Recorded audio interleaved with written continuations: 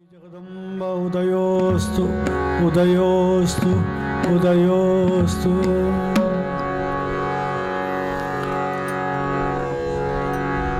रघुपति राघव राजा राम पतित पावन सीताराम म्हणा।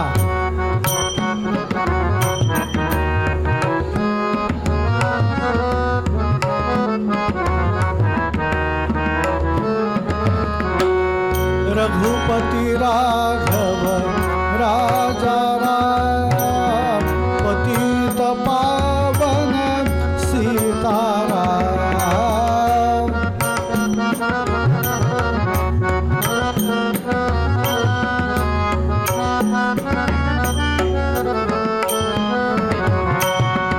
रघुपति राघव राजा राम पतित पावन सीताराम।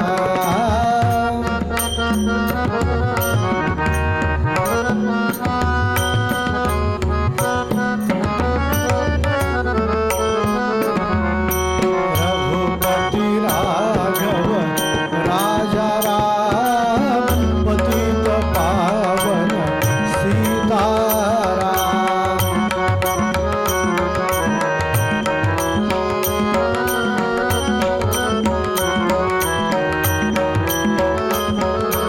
रघुपति राघव राजा राम पतित पावन सीताराम।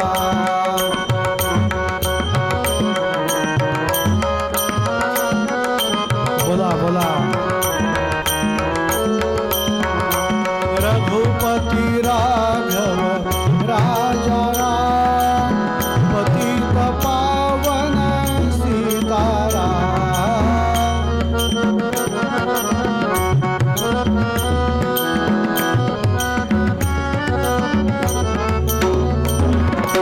रघुपति राघव राजा राम पतित पावन सीताराम।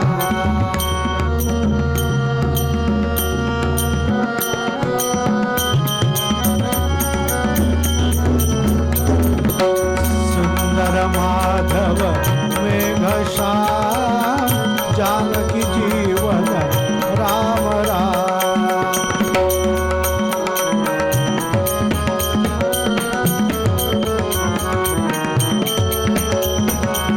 सुंदर माधव मेघश्याम जानकी जीवन राम राम।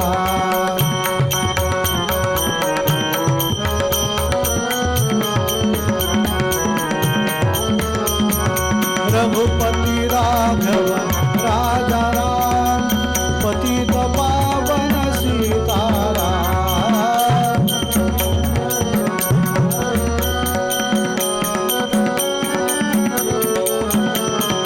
रघुपति राघव राजा राम पतित पावन सीताराम।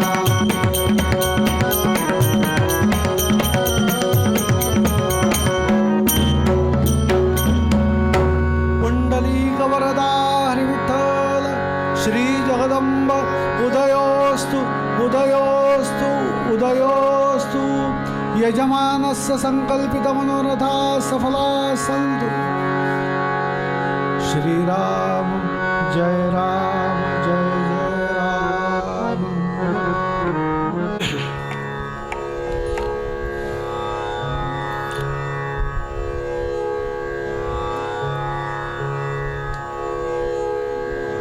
या रंभाला सांगितलं भगवान ब्रह्मदेवांनी कृपाशीर्वाद दिला आणि वरप्रदान केलं की ठीक आहे, तुला जशी इच्छा आहे, तुला जसा हवा आहे तसा बलशाली मुलगा होईल. आणि त्यानंतर व्यास म्हणाले अग्नीकडून आणखीन असं वरदान मिळाल्यानंतर तो रंभ संतुष्ट झाला, आनंदित झाला आणि प्रणाम करून तो तिथून निघाला. रंभ निघाला तो थेट जिथे यक्षांचं आणखीन राज्य होतं तिथे जाऊन पोहोचला.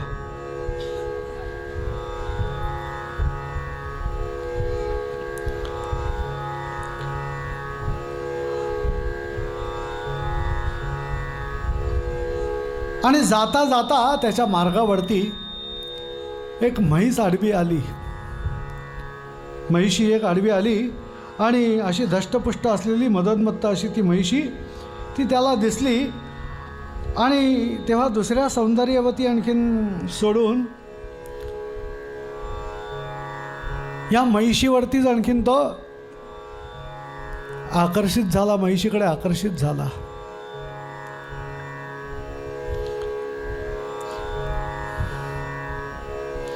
त्या कामातूर झालेल्या महिषीने सुद्धा याला प्रतिसाद दिला. आणि एक विचित्र घटना घडली. काय घडलं? या महिषीच्याच बरोबर आणखीन तो रत झाला, आसक्त झाला तिच्यावरती आणि तिच्याशी यांनी संभोगही केला. आणि त्यावेळी तो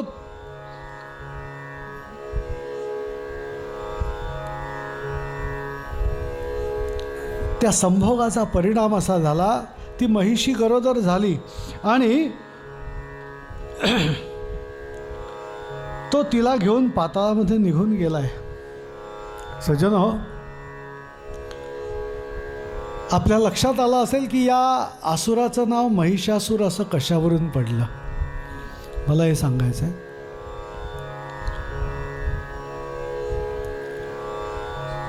आणि तो पाताळामध्ये जात असतानाच एक कामातूर झालेला रेडा यांनी पाहिला आणि त्या रंभाने त्याचा प्रतिकार केला. का? त्या रेड्याने याच्या अंगावर झडप घातली होती. त्यांनी शिंगे उगारून त्याच्यावरती हल्ला केला आणि त्याचे शिंगे छातीत घुसली आणि हा रंभ तिथेच मृत्युमुखी पडला. ती गरोदर असलेली महिषी निघून गेली आहे आणि रंभ बेशुद्ध पडला. मग ती महिषी भीतीने पळाली आणि पूर्वीच्या वडाच्या झाडापाशी जाऊन यक्षांच्या आश्रयाला जाऊन राहिली आहे. आणि मस्तवाल तो रेडासुद्धा तिचा पाठला करीत करीत करीत करीत करीत पुढे गेला. यक्षांनी ते पाहिलं आणि तो रेडा मागे लागल्यामुळे ती महिषी भयभीत झालेली होती, थरथर कापत होती. रडत रडत उभी आहे आणि तिच्या साह्यार्थ त्या समयी भयंकर असा सामना झाला आणि यक्षांनी सोडलेल्या त्या बाणांमुळे तो रेडा धरणीवर पडला. या यक्षांनी त्या महिषीचं संरक्षण केलं त्या रेड्यापासून. आणि हा रंभ यक्षांचा प्राणप्रिय असा मित्र असल्यामुळे त्यांनी विधीपूर्वक त्याच्या प्रेताला अग्नी दिला. आणि अग्नी देतानाच या महिषीने त्या अग्नीमध्ये प्रवेश करायचा प्रयत्न केला. आणि याच वेळेला अजून एक वेगळी घटना घडली आणि ती म्हणजे अशी यक्षांनी विनवूनसुद्धा तिने न ऐकता पतिप्रेमापोटी चितेमध्ये आणखीन प्रवेश केला. आणि त्यावेळी एक चमत्कार अजून असा घडला की एक महाबलवान महिषासूर हा तिचा गर्भ सोडून चितेच्या त्या ज्वाळांमधून प्रगट झाला.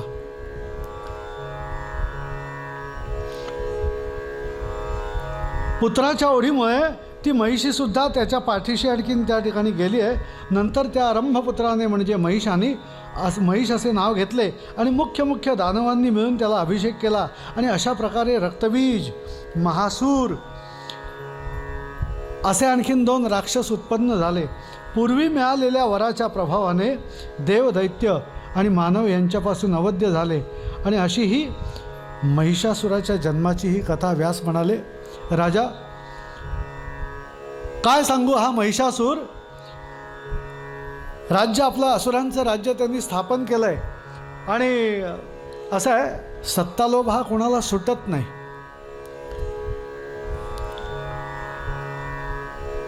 या महिषाने सुद्धा बाकीच्या सगळ्या असुरांना बरोबर घेतलं आणि राज्याची स्थापना केली आपल्या. आणि जशी स्थापना केली तसं आणखीन त्याची हाव वाढायला लागली. राज्य वाढवण्यासाठी यांनी प्रयत्न सुरू केले. त्याचा मुख्य सेनापती जो होता तो चिक्षुर नावाचा अजून एक राक्षस होता आणि तो अत्यंत शक्तिमान पराक्रमी असा दैत्य होता. वित्तमंत्री पदावरती फार मोठ्या सेनेनिशी हा ताम्र हा दानव नेमला गेला. जणू काही राक्षसांचंच आणखीन सगळं मंत्रिमंडळ, राक्षसांचीच फौज जशी तशी राक्षसांचं मंत्रिमंडळ हे त्या ठिकाणी निर्माण झालं. त्याच्याचबरोबर त्या सैन्यामध्ये असिलोमा, बिडाल, उदग्र, बाष्कल, त्रिनेत्र, कालबंधक असे एकापेक्षा एक महापराक्रमी असे राक्षस आणखीन त्याला सहाय्य करायला पुढे झाले.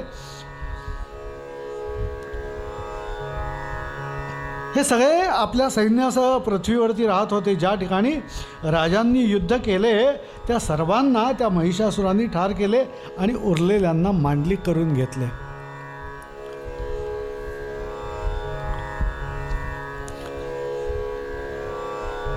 जोपर्यंत हा माजला नव्हता, मातला नव्हता, तोपर्यंत ब्राह्मणांना त्यांचे हवीरभाग मिळत होते यज्ञातले. आणि आता एक वेळ अशी आली की या असुर राजामुळे, या महिषासुराच्यामुळे ब्राह्मणांना त्यांचे हवीरभाग जे यज्ञातले मिळायला पाहिजेत ते मिळेनासे झाले. अर्थातच ब्राह्मण हवालदिल झालेत, देवही हवालदिल झालेत. कुठे जावे नाहीतर माझे मांडलिकत्व पत्करून राहावे, दोन पर्याय त्या राजांनी दिलेत या सगळ्यांना. एक तर माझ्यामध्ये सामील व्हा, माझ्या या सैन्यामध्ये सामील व्हा, माझ्या मंत्रिमंडळात सामील व्हा, या असुर राज्यात सामील व्हा, नाहीपेक्षा निघून जा. आणि त्यामुळे देवादिकांची परिस्थिती भयंकर झाली. करता आणि व्यास सांगतायत पुढे, राजा अरे त्या दूताने जाऊन महिषाचा निरोप आणि जसाच्या तसा इंद्राला सांगितला. काय सांगितला निरोप? इंद्राला यांनी सांगितलं की एक तर माझं मांडलिकत्व पत्करून इथे राहा, माझ्याबरोबर या, नाहीपेक्षा निघून जा, राज्य सोडा. जर हा प्रस्ताव मान्य नसेल तर माझ्याशी युद्ध करायला तयार व्हा. एका दूताबरोबर निरोप पाठवला राजा देवेंद्राला. आणि हा इंद्र कोण आहे माहिती आहे का? त्या दूताबरोबर आणखीन सगळं सांगितलं. काय बोलला तो? म्हणाला हा इंद्र कसा आहे तर त्याचे शौर्य मी ओळखून आहे. तो अहल्येचा यार म्हणून प्रसिद्ध आहे आणि तोच त्याचा पराक्रम आहे. तेव्हा त्याने युद्धाला तयार व्हावे, अगर स्वर्ग माझ्या स्वाधीन करून त्यांनी निघून जावे. अनेक स्त्रिया उपभोगणारा आणि असा हा इंद्र बाईलवेळा आहे. त्याला जाऊन सांग माझा निरोप की एक तर मला सामील हो, नाहीपेक्षा स्वर्गाचं राज्य माझ्याकडे दे, माझ्या ताब्यात दे. दूत निघाला आणि देवेंद्रांच्या दरबारी गेला. यांनी जसं सांगितलं महिषासुरांनी तसाच्या तसा निरोप त्याने आणखी त्या देवेंद्रापर्यंत नेऊन पोचवला. व्यास म्हणाले त्या दूताने जाऊन महिषाचा जो निरोप होता ना तो अगदी जसाच्या तसा सांगितला. त्यावर इंद्र हसलाय. अरे अजान दूता, अरे तू मदामुळे आणखीन गर्विष्ठ होऊन मला ओळखत नाहीस आणि म्हणून तुझ्या राजाला महिषासुराला मी आता तुझ्या गर्विष्ठपणाच्या आणखीन त्याच्या रोगावर जालिम औषध लवकर देतो. बस त्या दुष्टाला जाऊन सांग माझा निरोप की लढाईची एवढीच जर का खुमखुमी असेल ना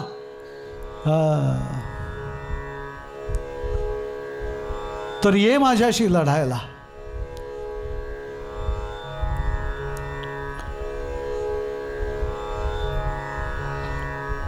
त्याच्या शिंगावरती मी बाणांचे आसन बनवीन. कारण का या महिषासुराला आपल्या शिंगांचा गर्व आहे, त्यामुळे मस्ती आली आहे त्याला. जाऊन सांग त्या शिंगांच्या वरती मी बाणांचं आसन बनवीन आणि त्याच्या उरावर बसीन तिकडे आणि सत्ता गाजवीन माझी. ओहो हो.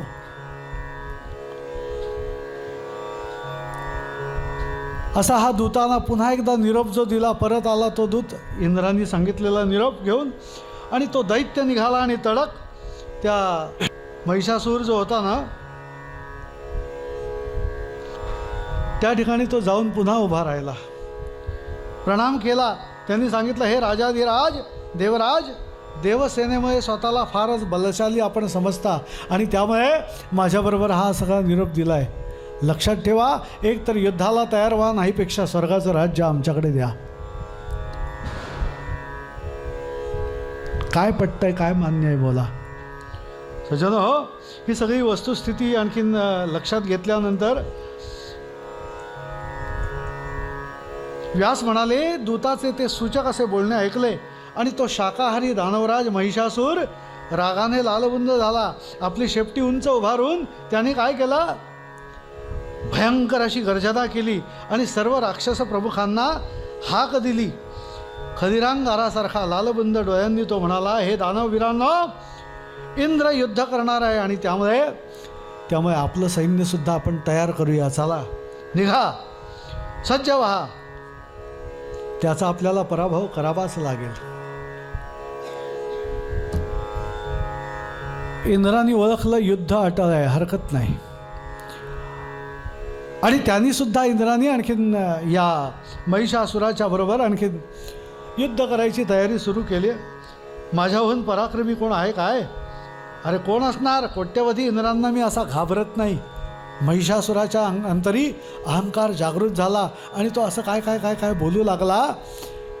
देवेंद्राला वाटत असेल की मीच शूर आहे, वीर आहे, धाडसी आहे, पराक्रमी आहे, तर ठीक आहे. अरे असे 100 इंद्र पाहिले, अनेक इंद्र पाहिले.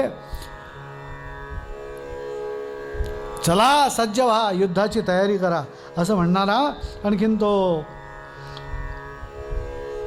महिषासूर रागाने लालबुंद झालेला, खोट्या शपथा घेण्यात हा इंद्र पक्का पटाईत आहे. कपटी लोकांचा तो गुरु आहे. चतुर असा विद्वान आहे, वेषांतर आणि रूपांतर करून फसवणारा सुद्धा आहे. अरे त्यानेच तर डुकराचे आणखीन रूप घेऊन हिरण्याक्षाला मारले होते. कथा आपल्याला माहिती आहे ना, इतिहास माहिती आहे ना. हाच तो इंद्र. आणि त्यामुळे त्याच्या कृतीवरती, कोणत्याही कृतीवरती माझा विश्वास नाही, त्याच्या बोलण्यावरती विश्वास नाही. तेव्हा युद्ध करायची तयारी करा असं सांगितलं. मात्र साक्षात रुद्र जरी आला तरी तो सुद्धा माझ्या विरोधात उभा राहू शकणार नाही. तिथे या इंद्राची आणि विष्णूची कसली मातब्बरी आली. हे माझे वडील, हे माझे काका, हे काय करतील? अरे मी आत्ताच इंद्र, वरुण, यम, कुबेर, अग्नी आणि सूर्य यांचा पराभव करून तो स्वर्गच पादाक्रांत करतो बस. मात्र विशेष म्हणजे कोणत्याही पुरुषापासून मला मरण येणार नाही, हा वर मी घेऊन तर आणखीन या ठिकाणी आणखीन आलो आहे. आणि स्त्री तर अशी कोणी येऊ शकत नाही की जी माझ्यावरती हल्ला करेल, माझा नाश करेल. आणि असा हा महिषासूर माजला. हो, आपण सर्वजन पारिजातकाच्या फुलांच्या सुवासिक माळा गळ्यात घालू आणि अप्सरांच्या बरोबर नंदनवनामध्ये आनंद करू. युद्धात एकदा विजय प्राप्त झाला की. तसंच दैत्यांचे गुरु जे आहेत ना, ते भृगुपुत्र विश्वामित्र यांनाही त्यांनी आणखीन आमंत्रण देऊन रक्षणार्थ त्यांची पण आपण पूजा अर्चा करू, यज्ञ करायला सांगू अशी आज्ञा देऊन हा राजा, अरे जनमे जया, तो पापकर्मा महिषासूर आनंदित होऊन आपल्या घरी गेला. एवढी कथा सांगून व्यास क्षणभर थांबतायत. आणि त्यानंतर मग इंद्राने काय केलं हे सगळं आणखीन आणीबाणीची परिस्थिती निर्माण झाली आहे. हा महिषासूर माजलाय, मातलाय म्हटल्यानंतर बृहस्पतींचा सल्ला घेऊया म्हणून. बृहस्पती हे देवांचे गुरु आहेत आणि म्हणून या देवांच्या गुरूंना, बृहस्पतींना काहीतरी आपण सल्ला घेऊया, त्यांच्याशी बोलूया, चर्चा विनिमय करूया काहीतरी. आणि मग काय करायचं? युद्ध करायचं का सामोपचाराने पुढे जायचं ठरवूया. जे काय करायचं ते आधी बृहस्पतींशी बोलूया, चर्चा करूया, त्यांचा सल्ला घेऊया. ते काय म्हणतात त्यांचे 4 शब्द ऐकूया तर खरं. कारण का, गुरुदैवतासारखं दैवत नाही. कोण तुझ समसांग मज गुरुराया,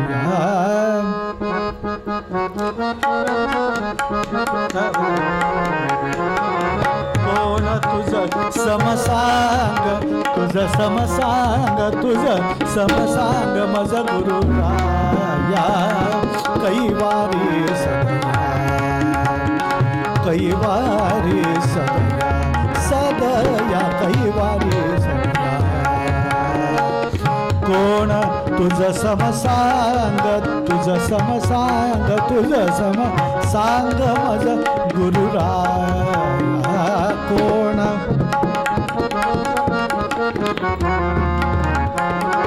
कोण तुझ समसांग मज गुरुराया कैवारी सदया कैवारी सदया सदया कैवारी सदया सदया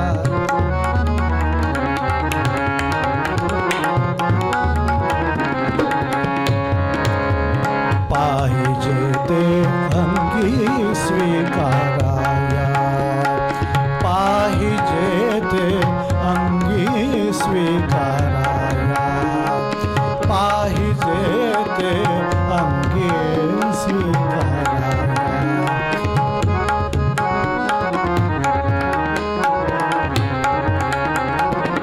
भव दुःख हराया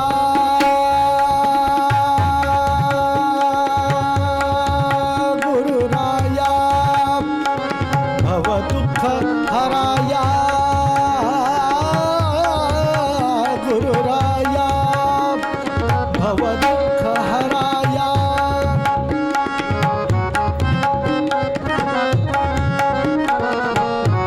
थोडा पेटीचा आवाज दे.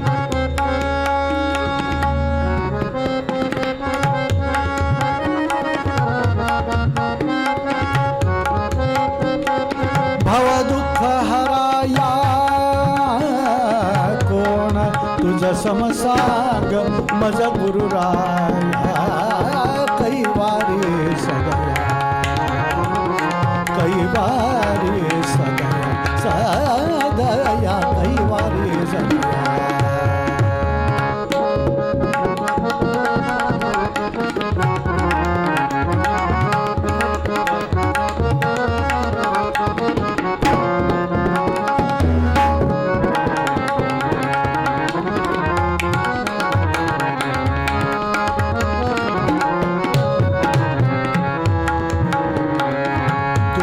शिष्या पोसणारी माता तुझी शिष्या पोसणारी माता तुझी शिष्या पोसणारी माता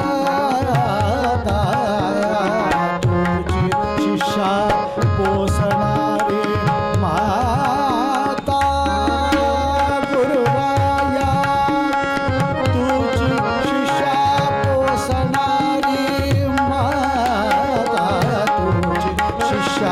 पोसणारी माता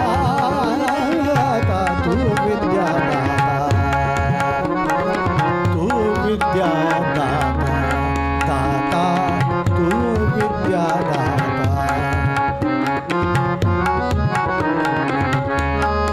दाता तू विद्यादाता तुझ देशी तत्वनिधी निज हाता तुझ देशी तत्वनिधी निज हाता तारक बलवलता तारक बलवलता तारक बलवलता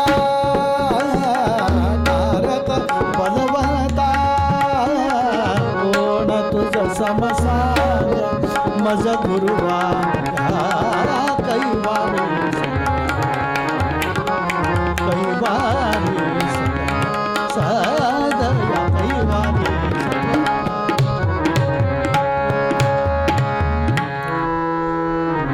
बृहस्पती आलेत, बसायला आसन वगैरे दिलंय आणि त्यांचं स्वागत केलं उत्तमपैकी. आणि या देवेंद्रांनी प्रश्न केलाय, म्हटलं गुरु महाराज परिस्थिती फार बिकट आहे, महिषासूर मातलाय इतका माजलाय की विचारता सोय नाही. तेव्हा काहीतरी उपाय आपण सांगा, योग्य तो निर्णय. आपण काय करायचं, युद्ध करायचं ना करायचं, काय करायचं, आम्ही चिंतेत आहोत. तेव्हा आपण योग्य तो सल्ला द्या. आणि इंद्राने विचारल्यानंतर आम्हाला आता काय केलं पाहिजे, सर्वज्ञ असल्यामुळे आपणास मी हे सगळे आणखीन प्रश्न विचारतोय. सध्या महिष नावाचा हा दानव अत्यंत पराक्रमी आहे, बलापुळे आणखीन अतिशय गर्विष्ठ बनलेला आहे, नीतिविशारद आहे.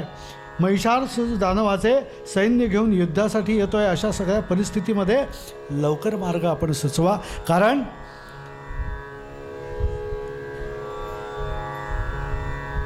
अति माजलेला, अति उन्मत्त झालेला असा हा दानव आहे. बृहस्पतींच्या समोर प्रश्न मांडला इंद्राने आणि तेव्हा बृहस्पती सांगतायत, देवगुरु उत्तर देत आहेत, राजा देवेंद्रा, धैर्य न सोडता खंबीर राहा. संकटाची चाहूल लागते ना, त्यावेळी धीर सोडता कामा नये. असं आहे, संकट कुणावर येत नाही. हां राजा, अरे प्रत्येकावर कमी जास्ती प्रमाणात संकट येतं, पण आपण धीर सोडला नाही तरच आपण सर्वच गोष्टी दैवाधीन आहेत असे समजून ऋषीमुनीसुद्धा नेहमी जपध्यान तपश्चर्या यामध्येच मग्न असतात की नाही. आणि म्हणून प्रयत्न करीत राहणे हे आवश्यक आहे. सुख मिळो अथवा दुःख मिळो. उद्या कदाचित आपण युद्ध केलं आणि त्या युद्धामध्ये पराजयाला सामोरं जावं लागलं तरी काही बिघडत नाही. असं होणारच नाही, पण तरीसुद्धा युद्ध न करणं आणि असेच अत्याचार सहन करणं हे सुद्धा एक पातक आहे, गुरु सांगतायत. तेव्हा असं चालणार नाही. मात्र राजा, एवढंच आहे की उगीचच्या उगीच विचार करण्यात काही अर्थ नाही. प्रयत्न आणि नशीब यांची जोड जेव्हा जमते ना, त्याच वेळेला आपण सुखदुःखाच्या आधीच विचार करत बसू नये. आपण पराजयाला सामोरं जायला लागेल असं काहीच नाही आहे. युद्धामध्ये आपल्याला जय निश्चित मिळेल असं आणखीन आपण प्रार्थना करूया आणि नवे त्याप्रमाणे आणखीन तयारीही करूया. खरं तर सुख अगर दुःख भोगताना मन स्थिर राखणं गरजेचं आहे राजा. कारण मन हे मुळातच चंचल आहे. त्यामुळे होतं काय तर सुख किंवा दुःख तीव्रपणाने जाणवायला लागतं जर का मन खंबीर नसेल.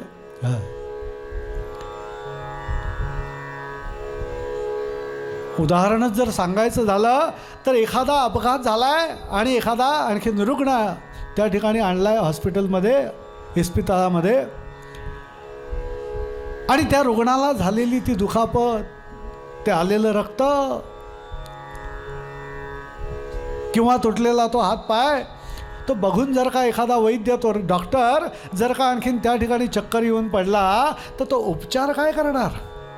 राजा देवेंद्रा, शेवटपर्यंत आपण प्रयत्न तर केलेच पाहिजेत. असं घाबरून चालणार नाही, भयभीत होऊन चालणार नाही. असं सगळं गुरु आणखीन बृहस्पती समजावून देत आहेत. त्याप्रमाणे इंद्रा, अरे असा विचार कर आणि निर्मोही हो. मोह हाच दुःखाचं मूळ आहे. निर्मोह हे परमसुखाचे कारण आहे. बुद्धी सोडून देऊन राहणे हाच तुझ्या दुःखावर उपाय आहे.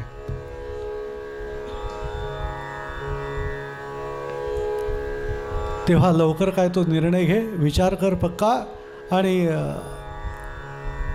युद्धाची शस्त्रसज्जता कर, तयारी कर. देवेंद्र निघालाय तिथून ब्रह्मदेवांच्याकडे जाऊन पोचला. ब्रह्मदेवा, आपण विधाते आहात. या सृष्टीचं सगळं आणखीन सृजन जे आहे ते सृजन आपण करणारे आहात. आपण महान आहात. तेव्हा याच्यातून मार्ग आपणच काहीतरी काढा.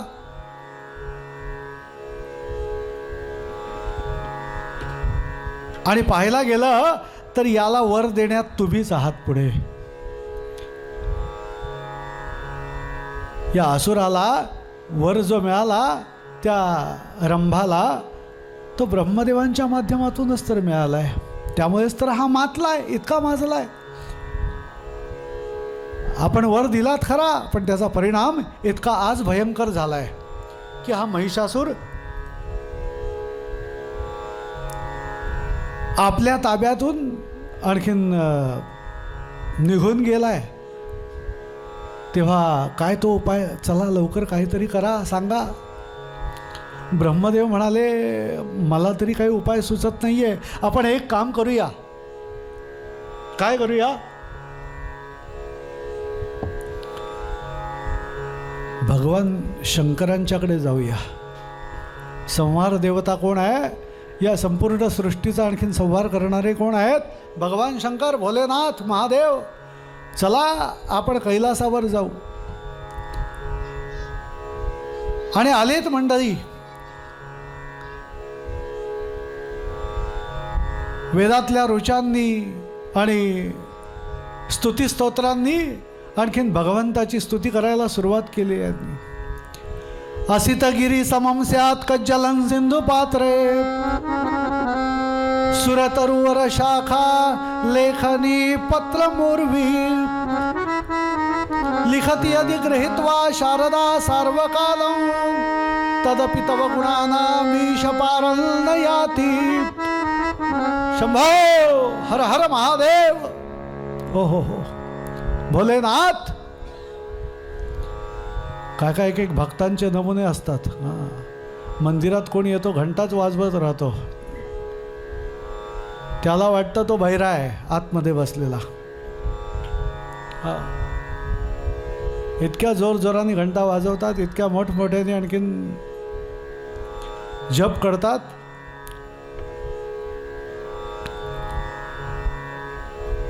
नाम तुझे बरवेगा शंकरा, नाम तुझे बरवेगा शंकरा, नाम तुझे बरवेगा शंकरा. येणं केनं प्रकारे ना भगवान महादेव प्रसन्न व्हावेत, प्रगट व्हावेत त्या ठिकाणी आणि युद्धामध्ये आणखीन आपल्याला सहाय्यभूत ठरावेत. आणि म्हणून सगळे देव जे पण आणखीन ब्रह्मदेवाबरोबर इंद्रदेव आणि इतर सगळी मंडळी, वरुण,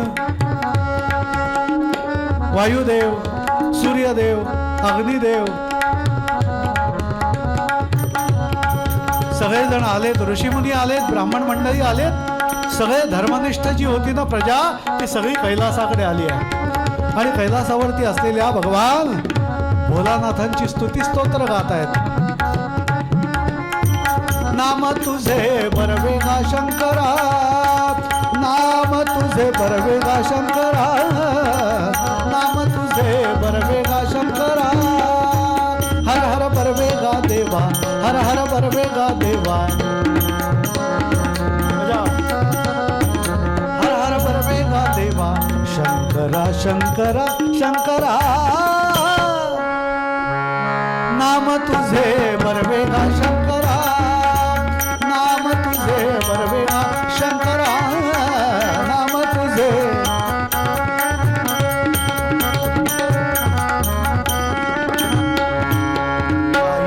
ऐकिल्या होय वैष्णवा, गायल्या ऐकिल्या हो वैष्णवा, गायल्या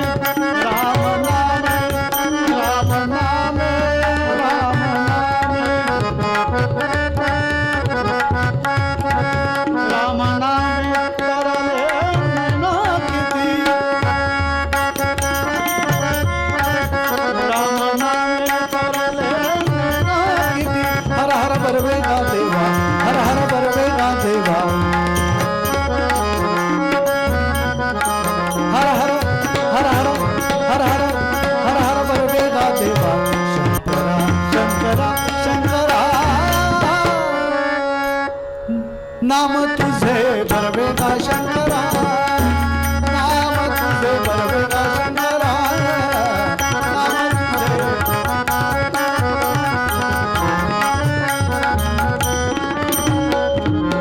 ऐसा सदानंद राहू, ऐसा सदा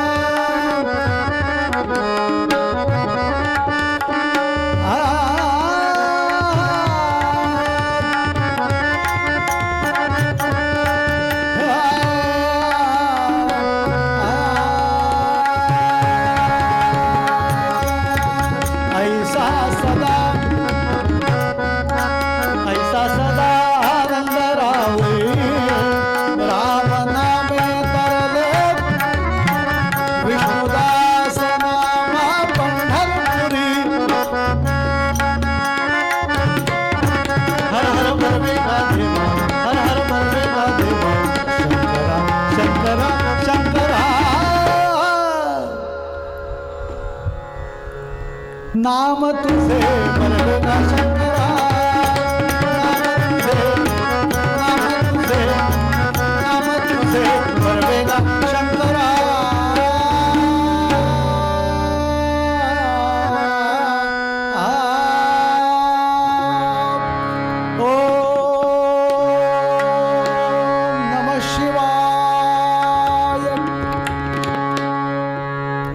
कैलास राणा शिवचंद्रमौळी फणींद्र माथा भृकुटी झाली, कारुण्य सिंधू भवदुःखहारी, तुझ वीण शंभो मज कोण तारी. हर हर महादेव असा पुकारा करत करत भगवंताची स्तुती करत करत सगळी मंडळी कैलासावर प्राप्त झाली. ब्रह्मदेव, देवेंद्र आणि इतर सगळे देव बरोबर आहेत.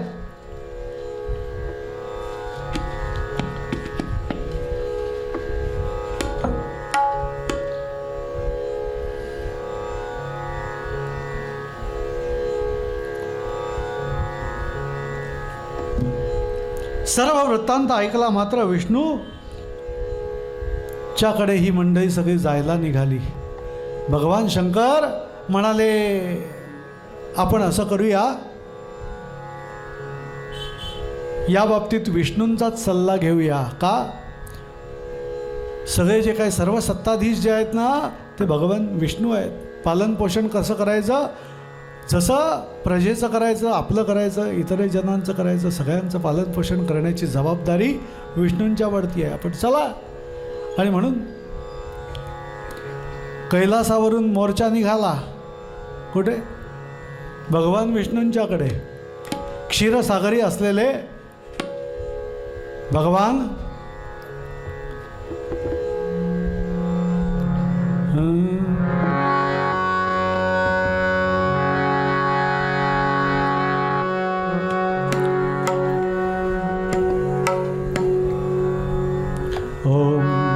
नारायण नारायण हरी हरी,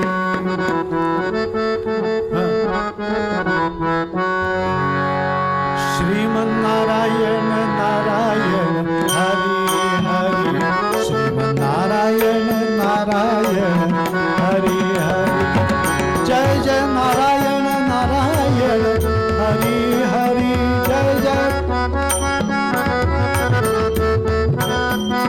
श्रीमन्नारायण नारायण हरी हरी, नारायण नारायण हरी,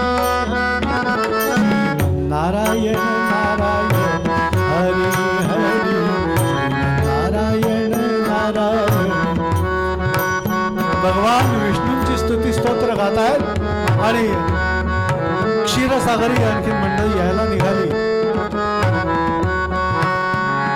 वेदो नारायण नारायण हरी हरी, वेदो नारायण नारायण हरी हरी, दत्त नारायण नारायण हरी हरी, दत्त नारायण नारायण हरी हरी, हरी हरी हरी हरी हरी हरी, श्री नारायण नारायण हरी नारायण नारायण हरी हरी.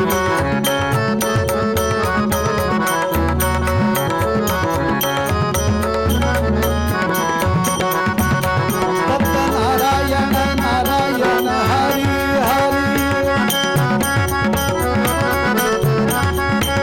श्रीमन्नारायण नारायण हरी हरी, वेदो नारायण वेदो नारायण नारायण हरी हरी, श्री नारायण नारायण हरी हरी, नारायण नारायण नारायण नारायण नारायण नारायण हरी हरी.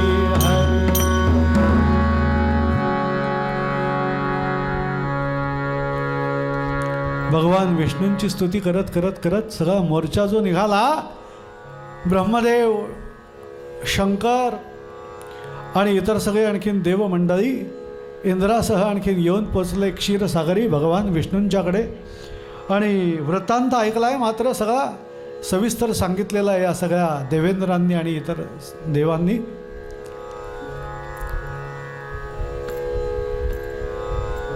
भगवान म्हणाले, काळजी करू नका, don't fear, I am here. मी आहे ना. एवढी भीती कसली निर्माण झाली आपल्याकडे? हां, अरे जे पापाचरण करून आणखीन यशस्वी होतात असं आपल्याला वाटतंय, इथे आपण तर पाप न करता पुण्य आणखीन जमा करून आणखीन इकडे राहतो आहोत. हां, उलट जे कोणी पुण्यात्मे आहेत त्यांचं संरक्षण करतो आहोत. हां, त्यांना अभय देतो आहोत. आणि असं असताना आपण एवढी चिंता का बरं करावी? काय कारण आहे?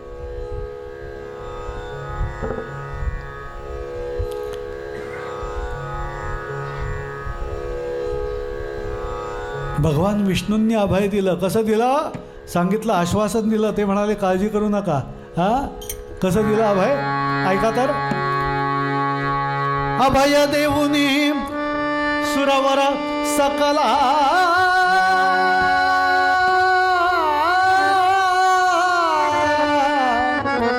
उठान घ्या ना.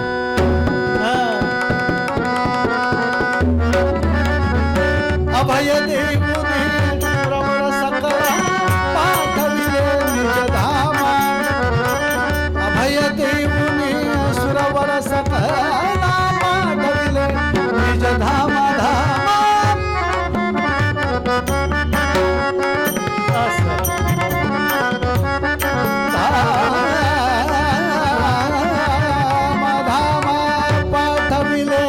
निजधामा पाठविले निजधामा. अभय देऊनी सुरवर सकला पाठविले निजधामा.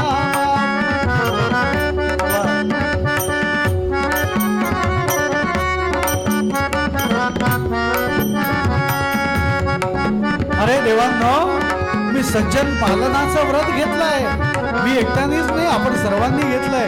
आणि अशा परिस्थितीत आपणच जर का असे भयभीत झालो, घाबरलो, महिषासुरासारखे अनेक असुर आणखीन आजपर्यंत आपण मारले, ठार केले, संपवून टाकले. आणि अशा परिस्थितीमध्ये आपण का बरं इतकं घ्यावं? दर्पकासारखं वागावं? ची अजिबात नाही. सज्जन पालन दुर्जन क्षालन. सज्जन पालन सज्जन पालन दुर्जन क्षालन. सज्जन पालन दुर्जन क्षालन. सज्जन पालन दुर्जन क्षालन.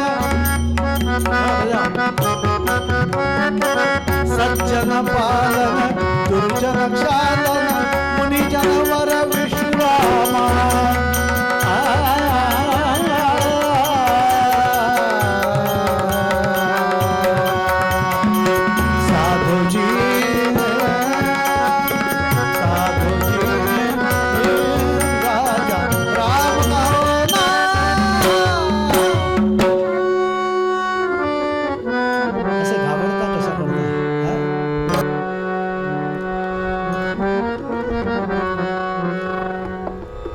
प्रत्येक प्रश्नाला उत्तर आहे, असं काळजी करू नका. हां, घाबरू नका.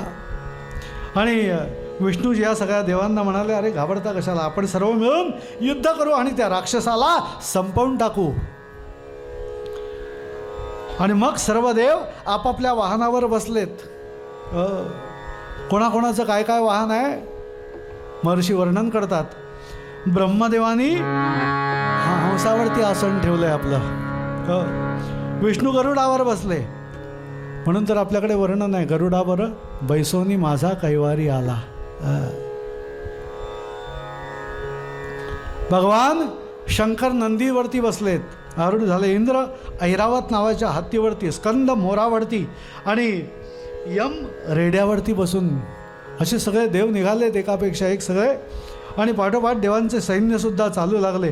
आणि तेवढ्यात इकडे काय झालं, अचानकपणे महिषासुराचं शस्त्रास्त्रांनी सुसज्ज असं दानवांचं सैन्य यांच्यासमोर आमने सामने असे उभे राहिलेत. मात्र देव निघाले आणि यांच्यासमोर ही सगळी शस्त्रसज्ज सेना महिषासुराची उभी राहिली. रणदुंदुभी वाजवली गेली आणि शंखनादही केला गेला. काय कसा केला? आणखी त्या ठिकाणी जे वातावरण जे होतं ना, इतका वेळ शांत असलेलं ते वातावरण अचानक इतकं काही बदललं की काय विचारता सोय नाही.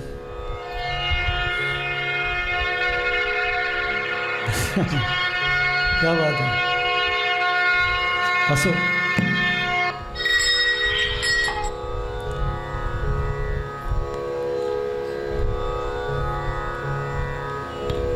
त्यावेळी त्या महिषाचा एक महाबली चिक्षुर नावाचा सेनापती, याचं नाव काय होतं?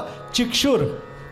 आणि हा चिक्षुर चालून आलाय. सेनापती जो होता त्याने अत्यंत तीक्ष्ण असे 5 बाण इंद्रावरती सोडले आणि इंद्रावर सोडलेले ते 5 बाण इंद्राने सुद्धा त्याच चपळाईने पडतावून लावले. त्याचे 2-2 तुकडे केले आणि एका अर्धचंद्राकार अशा पात्याच्या बाणाने त्याच्या हृदयाचा वेध घेतला. चिक्षुराला संपवून टाकला क्षणभरामध्ये.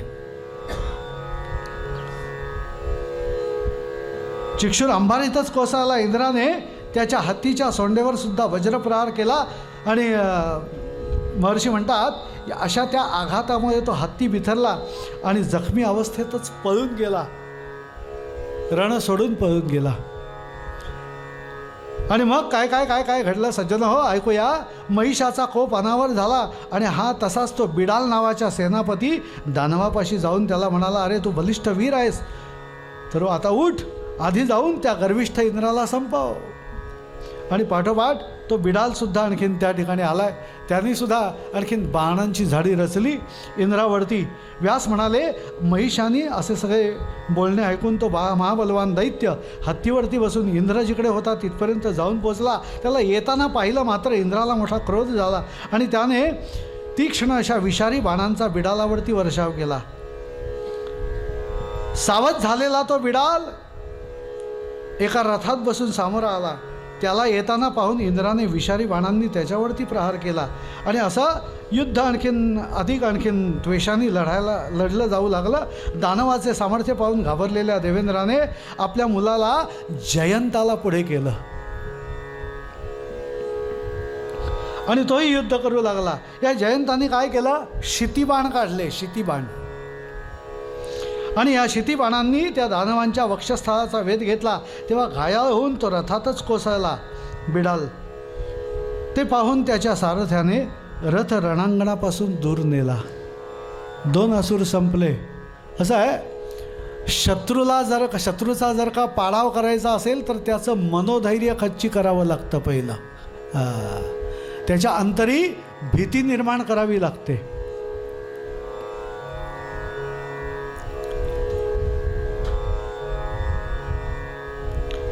देवांनी त्या समयी दुंदुभी वाजवून इंद्राचा जयघोष केला. इंद्र महाराज की जय गर्जना केली, पुकारा केला आणि आनंद व्यक्त केलाय. ताम्रासूर आला पाठोपाठ आणि त्या ताम्रासूर नावाच्या दैत्याला इंद्राचे पारिपत्य करण्यासाठी आता मात्र महिषासुराने आणखीन एक वीर पाठवला, असुर पाठवला. तो ताम्रासूर आलाय त्वेषाने रागाने आणि त्याने काय केलं? तो ताम्र तसाच स्थिर होता आणि उलट धनुष्य उचलून त्याने वेगाने इंद्रादी देवांवरती बाणांचा वर्षाव सुरू केला. थांबा थांबा थांबा अशा आरोळ्या देत ते त्यांच्यावरती तुटून पडलेत सगळे. आणि त्यानंतर त्या हल्ल्यामुळे ताम्र बेशुद्ध होऊन पडला आणि भयभीत झालेल्या दैत्य सैन्यामध्ये पुन्हा एकदा हाहाकार माजला. सज्जन हो,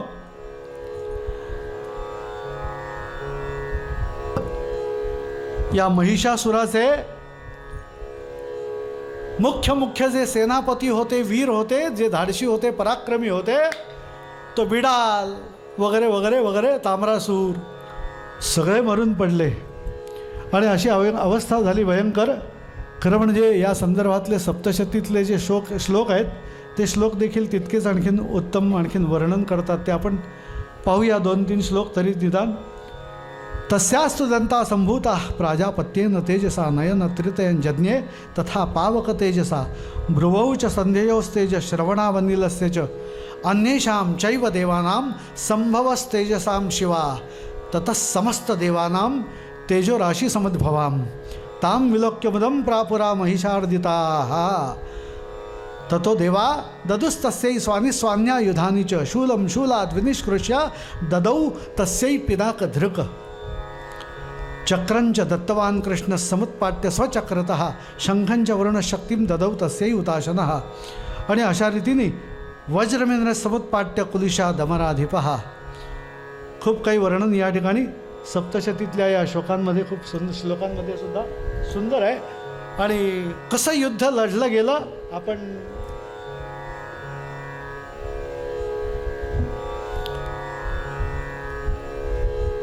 आत्तापर्यंत पाठवलेले सगळे सैनिक, सगळे आणखीन सेनापती, सगळे विशेष वीर मरून पडले म्हटल्यानंतर महिषासुराचा राग अनावर झालाय, क्रोध अनावर झालाय. आणि असा तो क्रोधिष्ठ झालेला महिषासूर ताम्र बेशुद्ध झालेला पाहिला आणि महिषासूर अतिशय संतापलाय.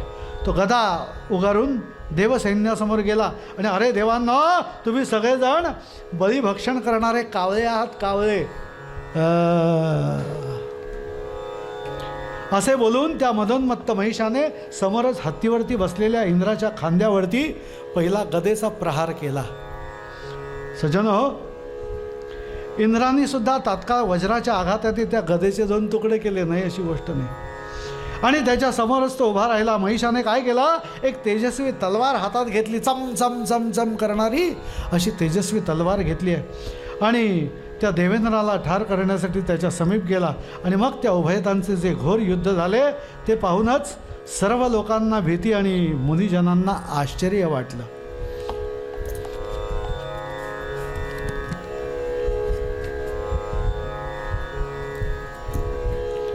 सेनापती अंधकासूर विष्णूसमोर गेला आणि धनुष्य कानापर्यंत खेचून त्या विषाने माखलेले ते तीक्ष्ण असे 5 बाण त्यानेही सोडले. शत्रुसंहारक अशा हत्तीने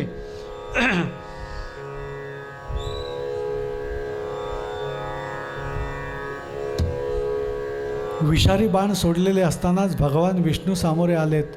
त्या भगवंताने काय केलं, हरीने काय केलं, ते बाण तिथल्या तिथे वाटेतच संपवून टाकले, विषारी बाण. आणि त्यानंतर मग या अंधकाने आपल्या चक्राने त्याचे निवारण केले. प्रचंड अशी गर्जना केली आणि त्या आवाजाने सर्व देव भ्रमल्यासारखे झाले आणि दानव मात्र आनंदित झाले. वासुदेव आपली कौमोदकी नावाची गदा घेऊन धावला आणि त्या दानवाच्या डोक्यात प्रहार केला. तो दानव त्या आघाताने शुद्ध अर्पून खाली कोसळला. ते दृश्य महिषाच्या आणखी नजरेस पडताच तो संतापी असुर मोठमोठ्याने डरकाळ्या फोडू लागला. विष्णूने त्याला धावत येताना पाहून धनुष्याची दोरी खेचून असा काही भीषण टणत्कार केला आणि देव सगळे आनंदित झाले पुन्हा एकदा. आणि मग या केशवाने त्याच्या डोक्यावर गदेचा प्रहार केला आणि त्या आघाताने तो पृथ्वीवरती पडला. दैत्य सैन्यात मोठा हाहाकार झाला. पुन्हा एकदा इकडल्या सैन्यात आनंद आहे, एकदा तिकडल्या सैन्यात आनंद आहे. का? शत्रुपक्षाचा सेनापती गेला, राक्षस गेला, देवांना बरं वाटतंय, आनंद होतोय, हर्षोल्लासाने आणखी नाचतायत. तिकडे राक्षसही नाचतायत जेव्हा एखादा देवातला आणखी त्या ठिकाणी वीर मारला जातोय.